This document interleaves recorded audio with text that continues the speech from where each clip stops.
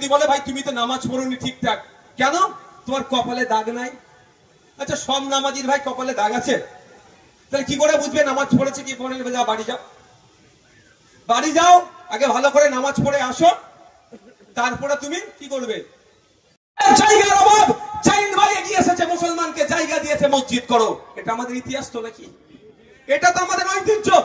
এটাকে নষ্ট করার এক প্রথম ধাপ হচ্ছে এটা যে কোনো মুসলিম ছাড়া অফ করতে পারবে না। তবে কোন মুসলিম হবে? লাস্ট 5 বছর প্র্যাকটিসিং ইসলাম হতে থাকতে হবে, না হলে পারবে না। এবার আপনারা বলুন যে প্র্যাকটিসিং ইসলামের ডেফিনিশনটা একবারের জন্য বলে দেয়নি, কি সংজ্ঞা হবে, শুধুমাত্র বলেছে প্র্যাকটিসিং ইসলামের বাইরে নয়। এবার বলুন প্র্যাকটিসিং ইসলাম কাকে? এত বড় যে জুব্বা পড়বে সে, যার দাড়ি এত বড় হবে, এরকম কিছু বলা নেই। যে 5 ওয়াক্ত নয় 6 ওয়াক্ত তাহাজ্জুদের নামাজ পড়বে সে প্র্যাকটিসিং ইসলামের মধ্যে থাকবে। এবার বলুন কোন লোক যে অফ করতে গেল, অফ করতে যেতেই পারে তো ভাই, তাকে যদি অফিসার বলে, তুমি দেখলো মুখটা দেখে বললো কই তোর, তুমি তো নামাজ পড়োনি। ইমাম সাহেবও যদি যায়, ইমাম সাহেবও যদি যায়, যদি বলে ভাই তুমি তো নামাজ পড়োনি ঠিকঠাক, কেন? তোমার কপালে দাগ নাই।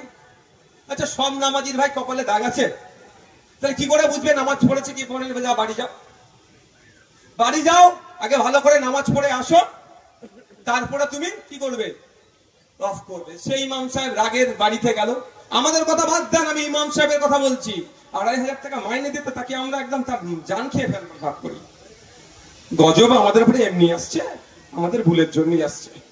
যাক, ইমাম সাহেবের নামাজকে শরীর খারাপ হলো, নামাজ পড়াতে হবে, 2,500 টাকা দিয়েছি তাকে আমি, পুলিশ বাবা। যাক, তো ইমাম সাহেব বাড়িতে গেল, রাগে কপালে কিছু দিয়ে দাগ টাগ করে, কপালে দাগ করে আবার পরের সপ্তাহে এসেছে, আমার কপালে দাগ, আমি নিয়মিত নামাজ পড়ি, তো আমি দান করব।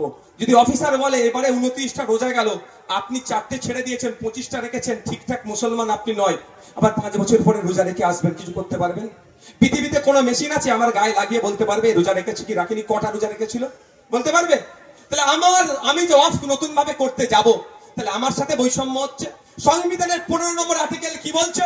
এটা শুধু মুসলমানদের উপর আঘাত দেওয়া হচ্ছে না, জাত ধর্ম বর্ণ লিঙ্গ ইভেন জন্মস্থানের পার্থক্য নিয়ে কারো সাথে বৈষম্য করা যাবে না।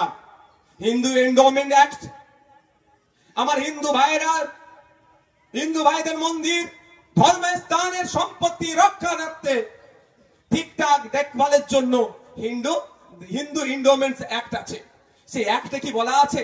5 বছরের জন্য হিন্দু হতে হবে, তারপরে তুমি সম্পত্তি দিতে পারবে।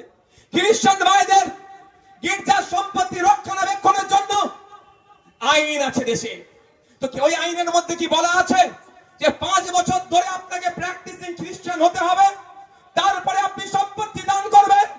পার্সি ভাইদের সম্পত্তির, ধর্মীয় সম্পত্তি রক্ষণাবেক্ষণের জন্য আইন আছে, সেই আইনের মধ্যে কোনো জায়গায় বলা নাই শিখ ভাইদের গুরুদুয়ারার সম্পত্তি রক্ষণাবেক্ষণের জন্য কিভাবে চলবে, কমিটিতে কারা থাকবে, আইন আছে, সে আইনও কোনো জায়গায় বলা নয় যে আপনাকে 5 বছর ধরে শিখ হতে হবে, তারপরে আপনি দান করতে পারবেন।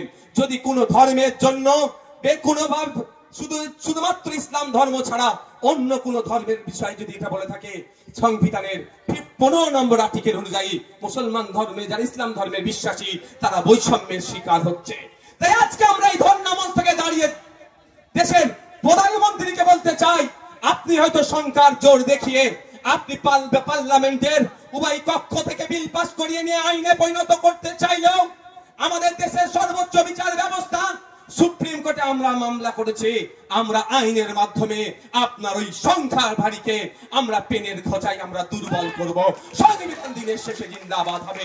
সংবিধানের 15 নম্বর আর্টিকেলকে কোনোভাবে আমাদের বিশ্বাস আস্থা দেশের সর্বোচ্চ বিচারালয়ের প্রতি যে 15 নম্বর আর্টিকেলকে কোনোভাবে ভায়োলেট হতে দেবে না। এখানে